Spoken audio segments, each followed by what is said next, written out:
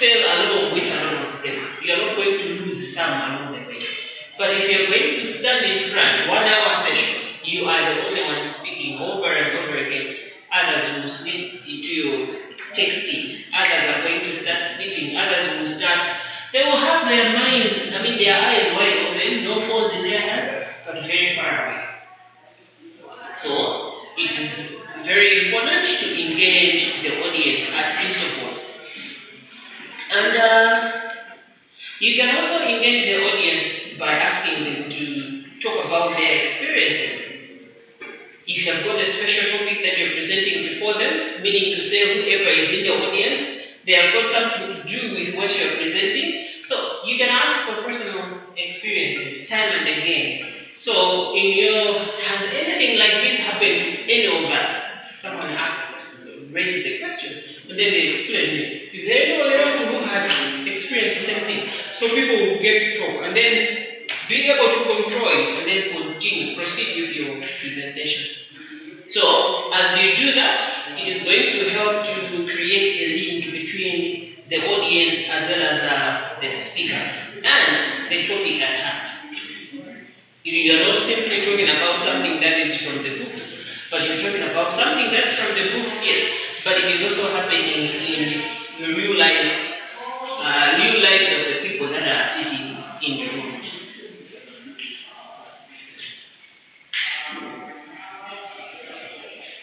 The other thing that a speaker that is supposed to do when you're engaging the audience, you're asking for their opinions, right? You're asking for their answers. Each and every answer, it is supposed to be handled with care.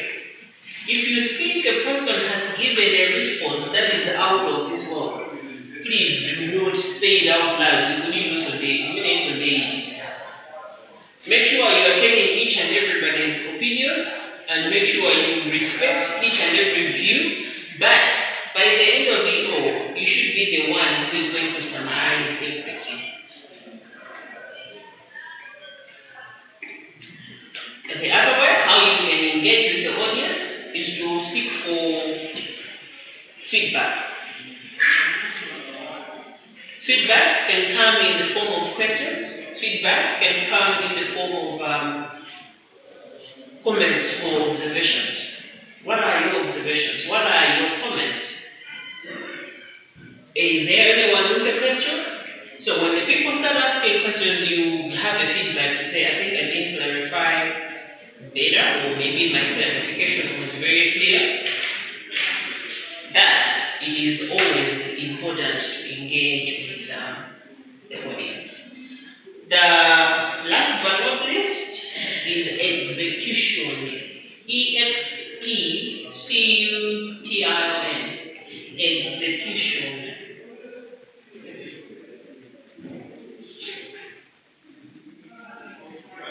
So when we are talking about execution, we are talking about the actual presentation of the speech or presentation that you have. When you are doing the speaking, you are executing. So, during the time you are delivering the speech, you need to show confidence.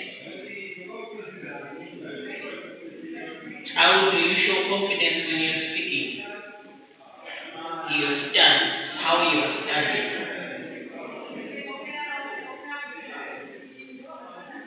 It is possible that someone stands in front to present a speech and you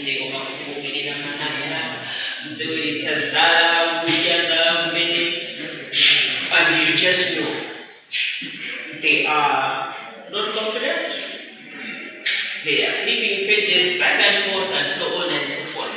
So that should be avoided. Make sure the way you stand in front of the people should show that you've got confidence. You understand? Your voice articulation. You are in a room that's full of 150 people.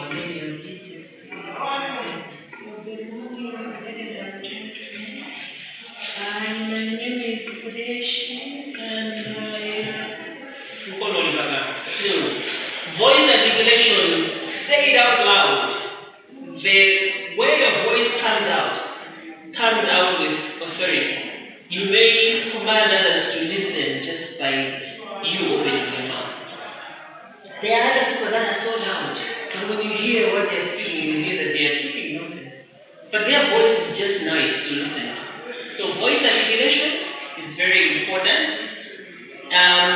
As you are executing proximity is also important, body language is also important. All this is going to show how confident you are.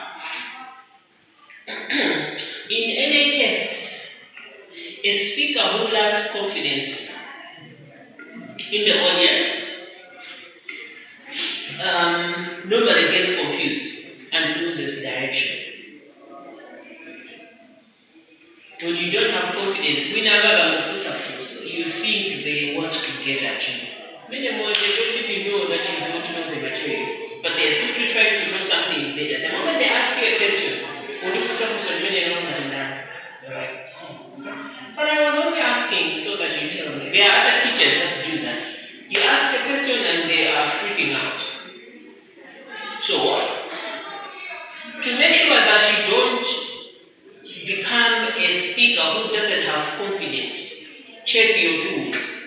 It is always good to make sure that your tools are in order. When we are talking about these tools, we are talking about your slides, your notes, whether it is your speech, is it the computer, is it the projector. So all these tools are supposed to be in order.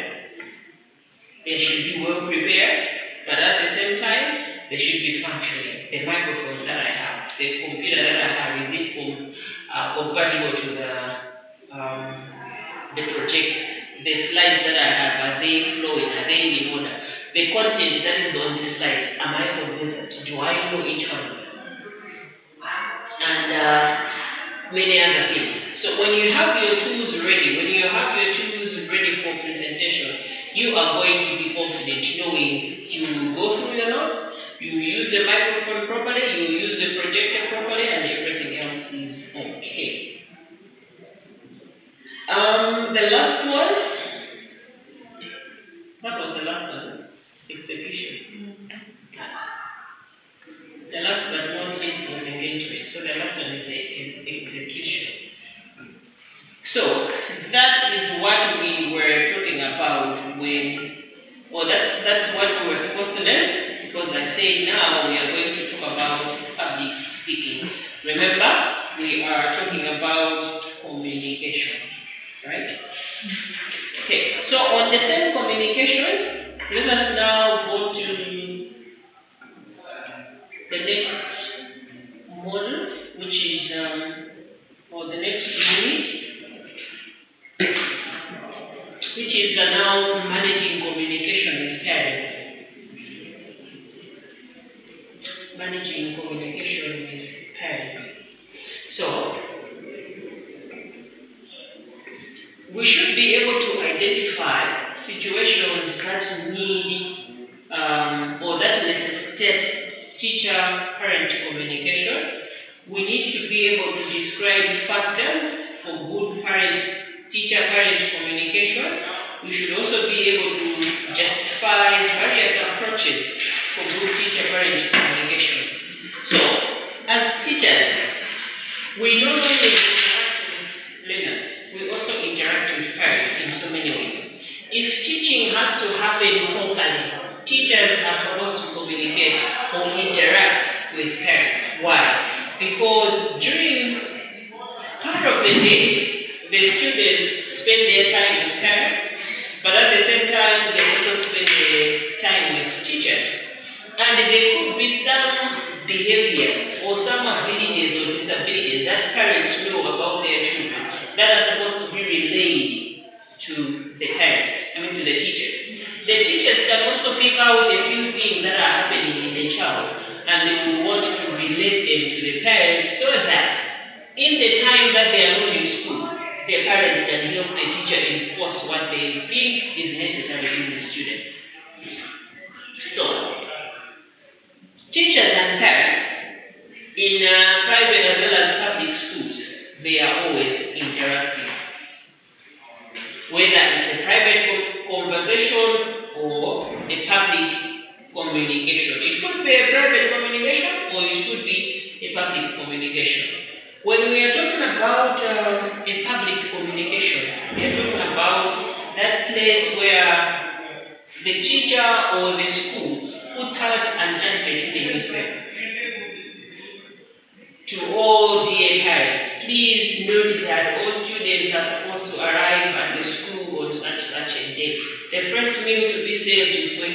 suffer, and by 4 o'clock everybody has to be on campus and blah blah blah.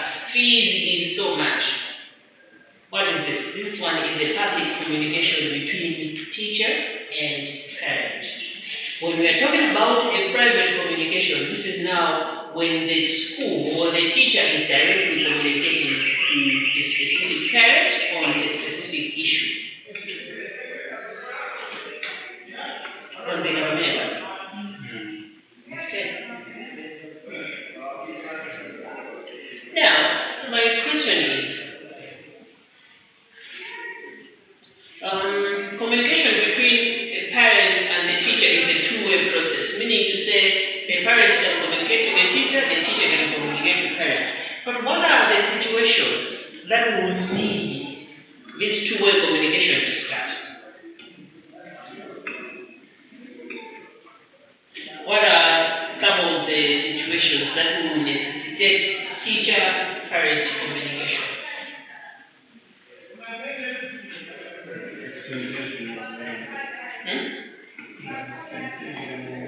Absenteeism of learners. So the teacher communicates to the parent to say, why is your child not coming to school? Or the parent is going to communicate to the school to say, my child is not going, you are not going to see her for this whole week because ABCD. Alright, that's one situation. What else? Performance of the student. Yes. So it is also a two-way. The teacher will want you to find out why their child is performing that way, or the teacher will want you to tell the parent how their child has performed. How else? What else? Coming late to class. Alright. Why is your child always late? Why are you always dropping your child late? That is also something that can necessitate communication between parents. So, the attitude of a child in general towards learning. Your child is not interested in school, your child is playful, your child is this, your child is sick, come and pick them, or I am not going to pick my child on time because I am late, I will be late with an hour, please keep her. Where fee is going to be paid, I am going to pay it. So the parent is communicating to the school. And okay, we are having a trip going outside, and therefore we request you to provide us this money. That's the communication. So there are different situations that will require different types of communication between the teacher as well as the parent. Sometimes the teacher or the parent will want to find a space for their child, and before going there, they will make a phone call. So, the types of communication could be either through a phone call, you can communicate through writing, you can communicate through video or audio communication. Type of communication may be in written form. They could be audio. They could be audio-visual.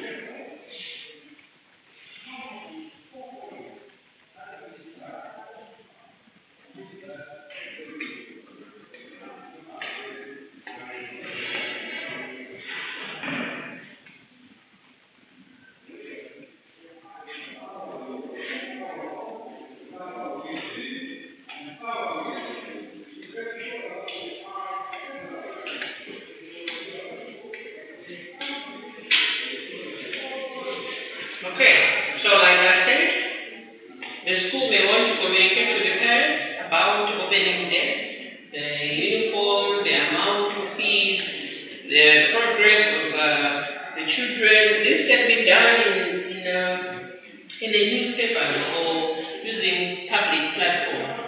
But again, it can also be used privately. In case of emergencies, illnesses, injuries, and many others.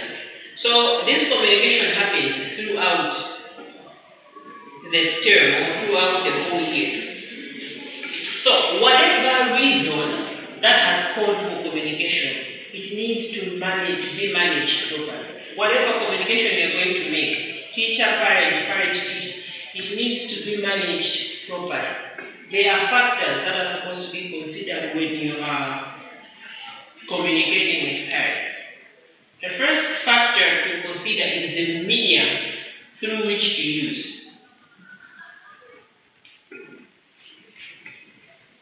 Consider the medium. What kind of a channel of communication am I supposed to use? What will determine the medium to be used?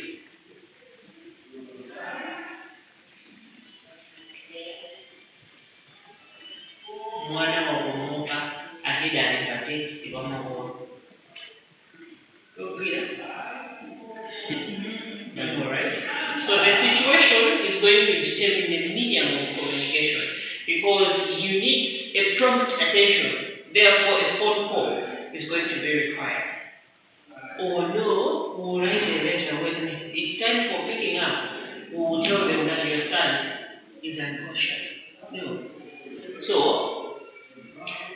communication has to be handled with a lot of sensitivity. The kind of situation that needs to be reported is going to determine the kind of communication medium that you're going to use. So we are saying first is the medium to be used, and if the situation requires immediate attention, make sure you use a medium that is also swift. Sometimes it is possible that you may need to talk to someone face to face. Hello, on the phone. What you know, play about when you on the phone.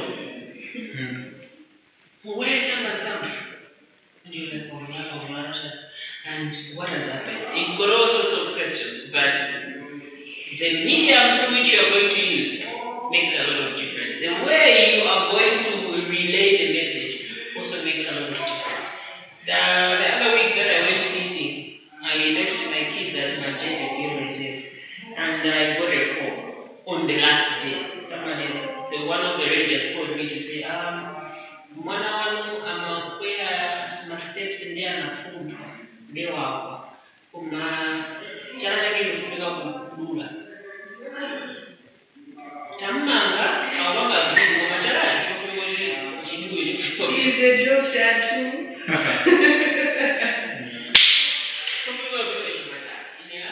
alikuwa njiwa alikuwa mfungo mwingine na mshaka then when you're reading your essay, I'm there, and I have the phone and I'm like, reading your essay, you cut out. You get it? You just think, I'm not going to freak out. Fortunately, I had that space where I had to think.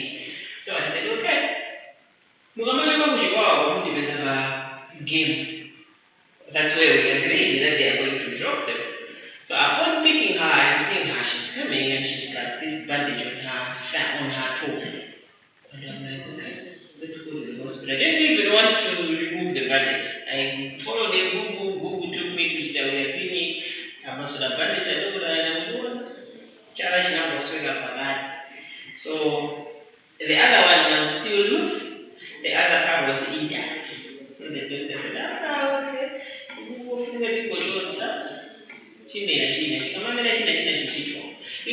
they didn't even remove the whole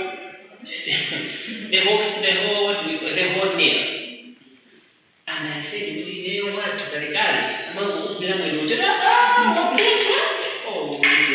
by the time you arrive, this is blood. So I'm like, what kind of communication is this? So this is what we are talking about. When you're communicating, the nature of the news that you want to communicate, how you are going to communicate makes a lot of difference because you may end up having 2 days people. The parent is also rushing, coming there, they may be involved in an accident and the child is very sick and they too. So, mwana wangu wa kulala anakwapa mpando pamoja na madana mingi sika mundu kumabe. For now,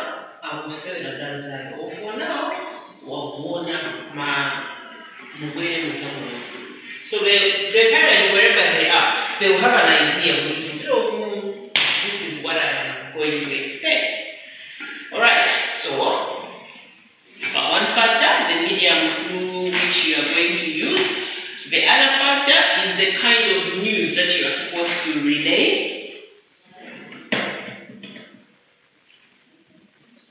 And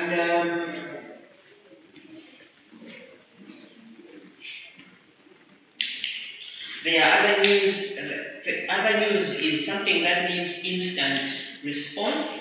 Others can hope for a response later. For example, it's the first day of opening school and you're giving the parents a newsletter.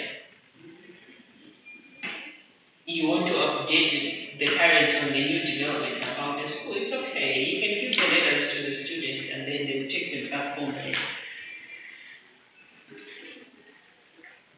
But most of the time, written communication is very important because it acts as a record. In case of eventualities, you can always go back to your records, fish them out, and say, we said this, you signed, you agreed to this. We said this on this particular date, and we asked the students to bring the letters back with their parents' signature, and this is your signature, you agree to it, and there's no case here. So, every communication that is made to parents, make sure a copy remains in the school to avoid future misunderstanding.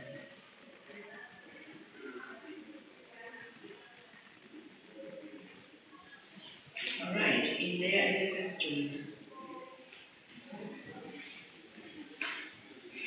So, factors to be considered when communicating, confidentiality. You need to exercise or maintain confidentiality. There are some other things that need to be communicated confidentially.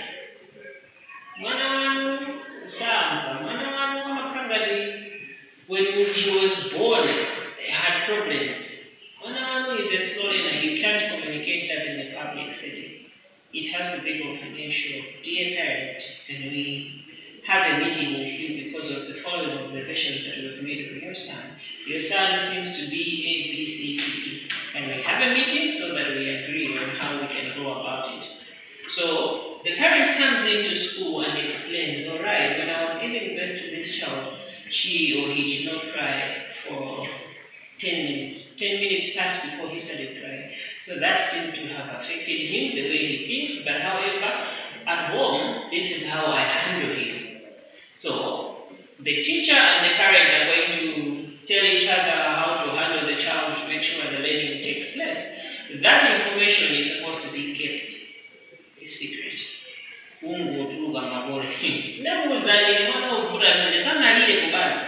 And you're like, no, you're supposed to keep it a secret. Be confidential.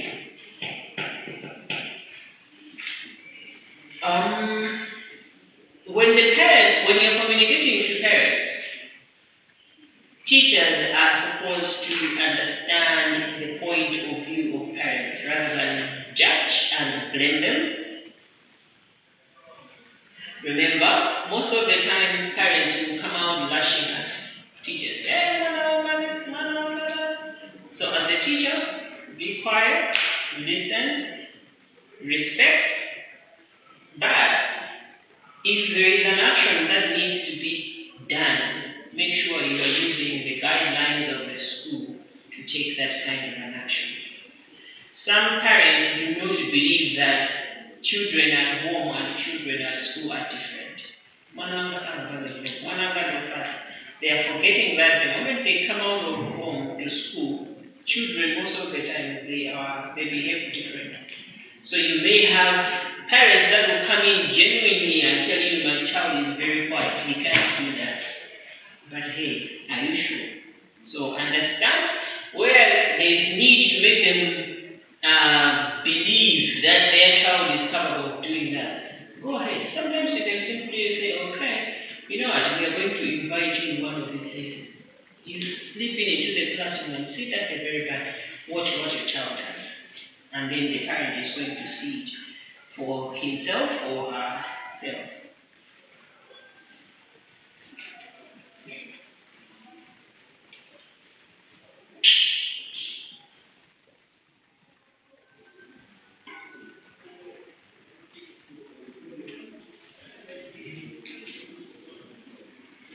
Okay, is there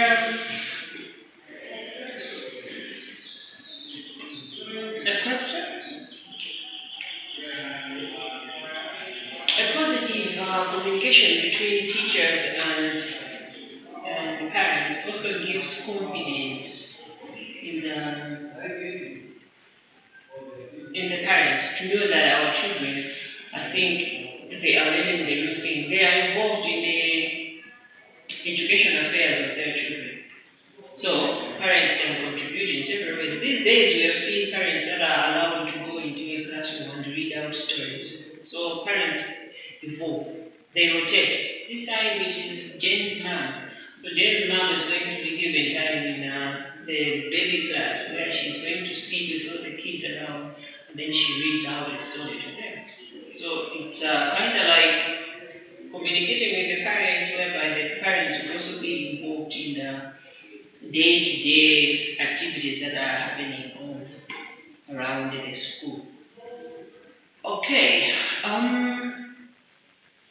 When you are telling students or when you are communicating to parents about an outing that is yet to happen at a school, what are some of the information that is supposed to be included in that kind of a communication?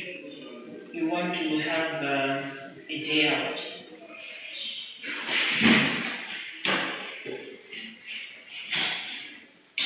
What can you include?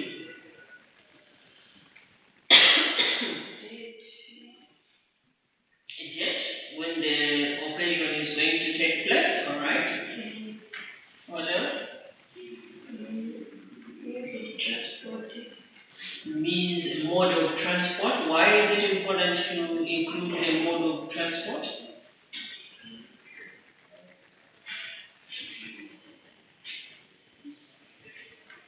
Why is it important to include a mode of transport? We are almost done. The parents need to know the mode of transport. If it is a bus or maybe a bike or what. So that when the parent is sending their child, they should have known what their child is going to use. Yes. If you're going to say yes to your child going out with that, you should know that your child is going out on a minibus or is going out on a motorcycle. Alright, so there is a jet, there is a mode of transport. What else do you include?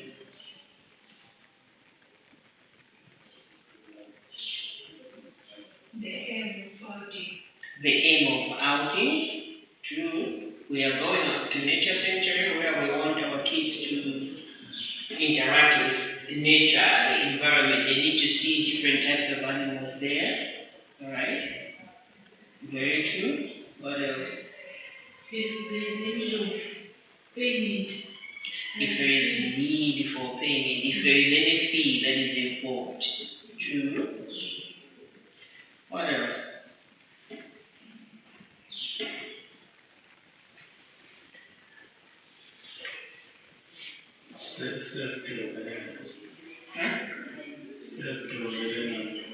Safety of the learner. Okay. We are going there with some teachers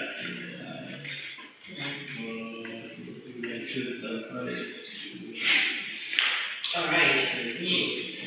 To escort the student.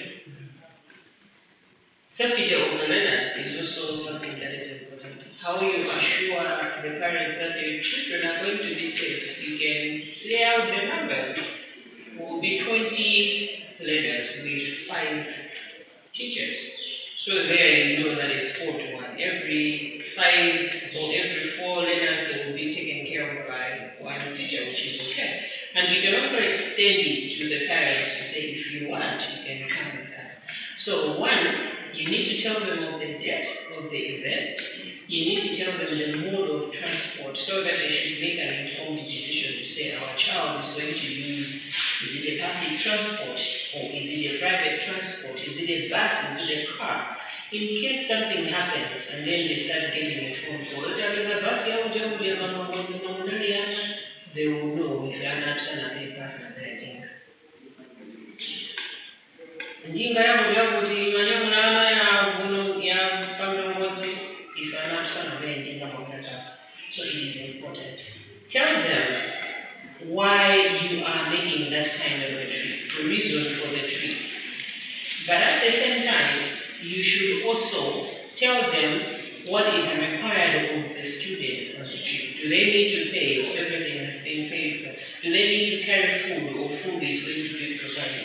Do they need to carry extra journeys or it is going to be fine? Tell them the time of departure, tell them the time of arrival after everything has been done. Tell them, assure them about the safety of their child, but at the same time, mention the number, the ratio of the teacher and the pupil. That is going to give them a place where they know that our kids will be taken care of.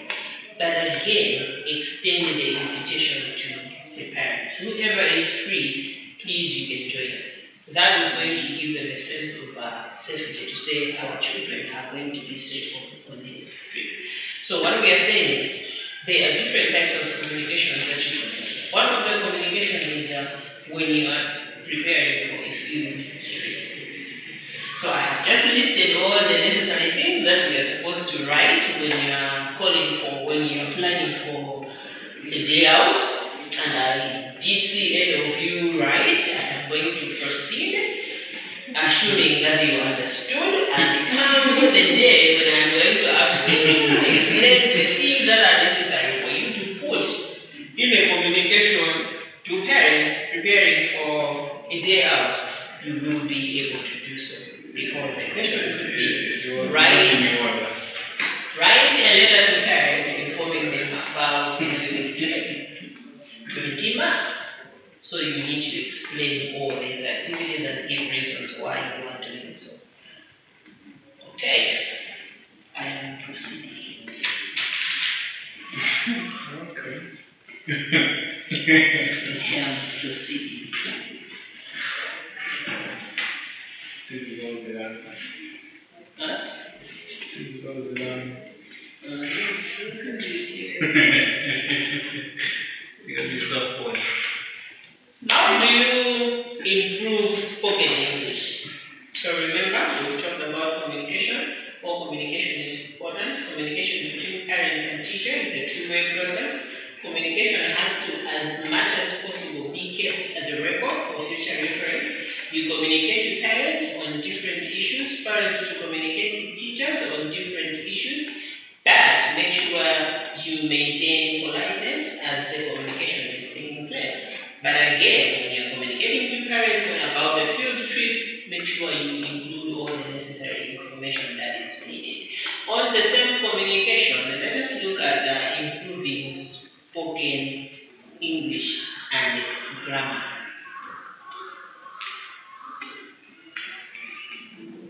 So on this one, I want us to be able to identify ways of improving spoken English. I also want us to explain the importance of good English speaking skills. I also want us to be able to assist the students to achieve fluency in spoken English. So these are the three major objectives that I want us to know by the time we finish this unit. Identifying ways of improving English, one.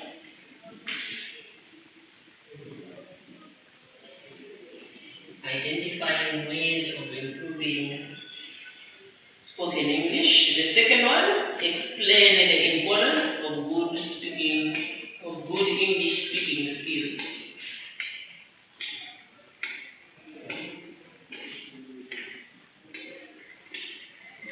The third one, assist the students to achieve fluency in spoken English.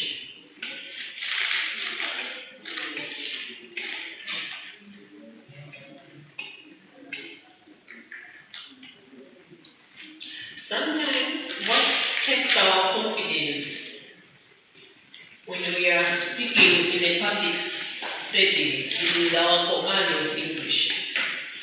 If your command of English is very poor, you find it hard To express yourself.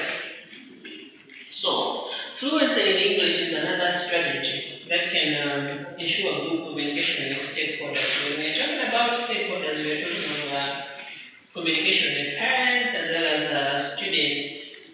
So, when fluency is okay, communication is managed.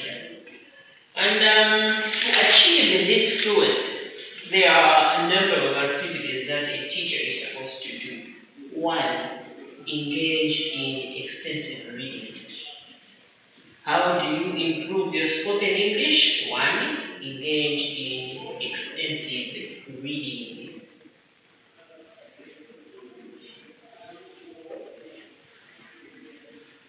So, this reading we are talking about,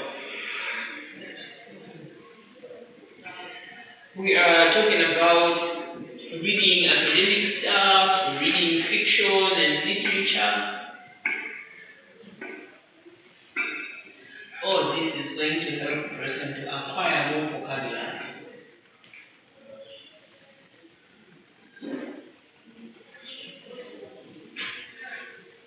So you acquire more vocabulary, you will also be able to use the vocabulary that you have acquired in the right context. So we are saying, how do you improve your spoken English? By reading extensively. What are you reading? Literature, fiction, as well as academic stuff. So the more you read, the more you pick out words from whatever you're reading, and the words that you pick up, you'll be able to use them in different scenarios in life. When you're writing, when you're speaking, you will be in a position to use the words. This year during MSCE, there was a popular word that students didn't know what it meant. What was that? Mob justice. Mob justice. You just know that this guy is doing STEM because mob justice is all over. It's all over. You hear a story, you see a story, someone has been burned, mob justice is right here. So the more you read, the more you get words in your mind. The more words you get, the more you'll be able to apply